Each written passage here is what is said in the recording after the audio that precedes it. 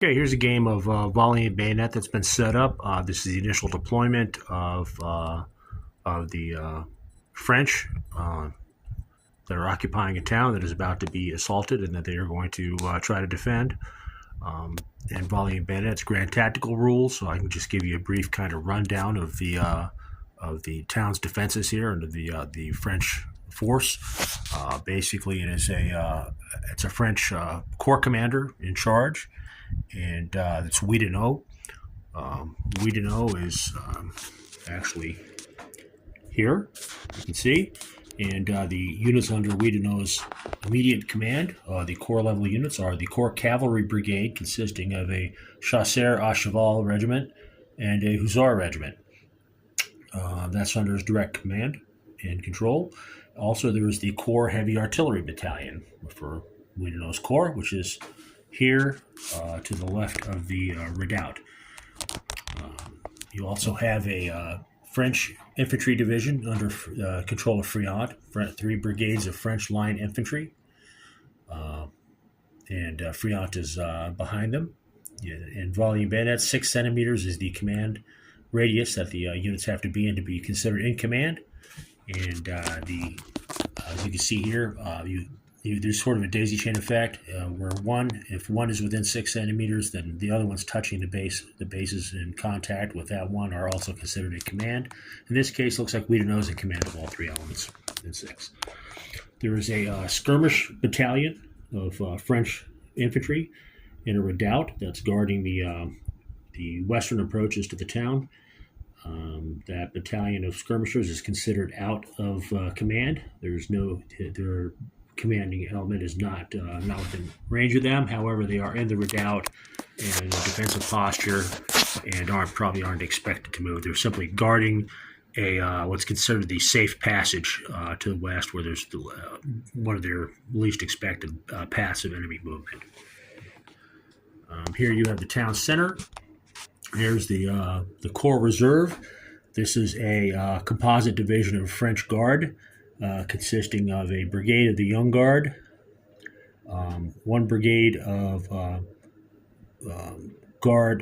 Young Guard Artillery. One battalion is a brigade of the Guard, Young Guard Infantry, 1 battalion of Young Guard Artillery, a regiment of Young Guard Cavalry, and a battalion of Vistula Legion skirmishers attached to the division.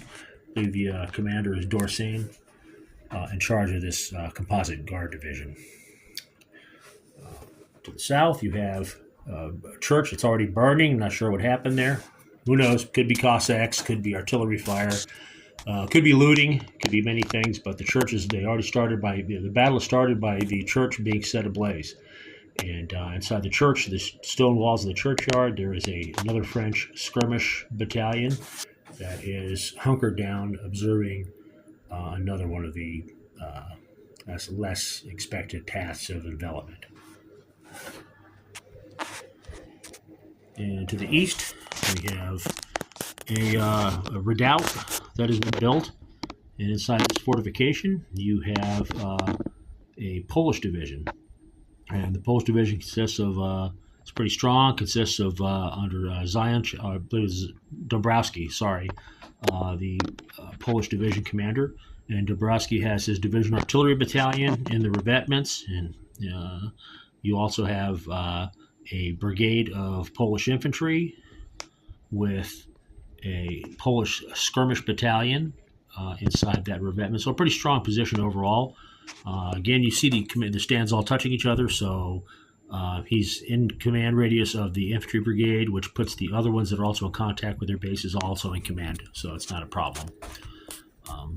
Also under Dąbrowski's command is his 2nd brigade of infantry, and they are in contact with a small skirmish redoubt held by a Polish battalion of Polish light infantry skirmishers. And since they're inside the redoubt, and the redoubt is touching the base of the brigades in contact, they're also considered under command. And finally, we have a combined division of Under the Saxon General Zeschwitz, you have a brigade of Saxon infantry occupying this northern redoubt, and this is blocking I guess one of the main routes into the town. The Poles basically defending the eastern redoubt, and they're supported by the Corps Artillery Battalion that has been posted there by Oudinot. And Zeschwitz also, in addition to his brigade of Saxons, has a brigade of French conscripts, represented by this brigade of French soldiers in Bicorn. And they'll be representing sort of like Marie Louise's, the French raw conscript troops. Morale's fairly high, training fairly low, but their elan should make up for it. And that is the deployment of the French Corps defending this town, 1813 scenario. And we'll go ahead and move on to the opposing force. We'll see how they deploy. And here we are in Volley and Bayonet. It is wise to expect the unexpected. I like to go ahead and organize games where you randomize the direction of attack from the enemy, where you're entering the board from, if it's going to be a movement to contact game. In this case, obviously the French are in a defensive posture, so we're going to find out right now where the enemy elements are going to be attacking from. It's going to be north, coming primarily from the north or east, possibly from the south or west. It may surprise and alarm the French if that happens. So I'm going to roll a die. It is a 6. It is going to be coming in from, well, surprise, surprise, it's going to be coming in from the south, which the French did not expect, which is going to be in the direction of this churchyard over here. The French had assumed was being defended by a sister corps, and evidently that is not happening the way it was expected. The other element entering is coming in from the north, which is expected. That would be in the direction of the Friance Division, probably one of the most heavily defended perimeters in the town. You've got Friance Division of French in the northwest. Immediately due north, you have the Saxon Redoubt and the Corps Artillery Battalion with the French Conscript Brigade and the cavalry. So pretty heavily protected. So one part of the enemy assault is coming from the north, the other one's coming from the south. And we'll see what the deployments look like. And the deployment phase is completed. We see the town is now being attacked from two directions. From the south, we have sort of a smaller composite division, a Swedish division, first division, Skolderbrand. And Skolderbrand has two brigades of Swedish infantry, a battalion of foot artillery, and you see it's reversed, which means it is limbered and moving, and an attached brigade of 3 regiments of Swedish cavalry, along with a skirmisher battalion, Jaegers. So Skolderbrand has kind of a small force, but it's all arms. Swedish troops are veteran; they're well led.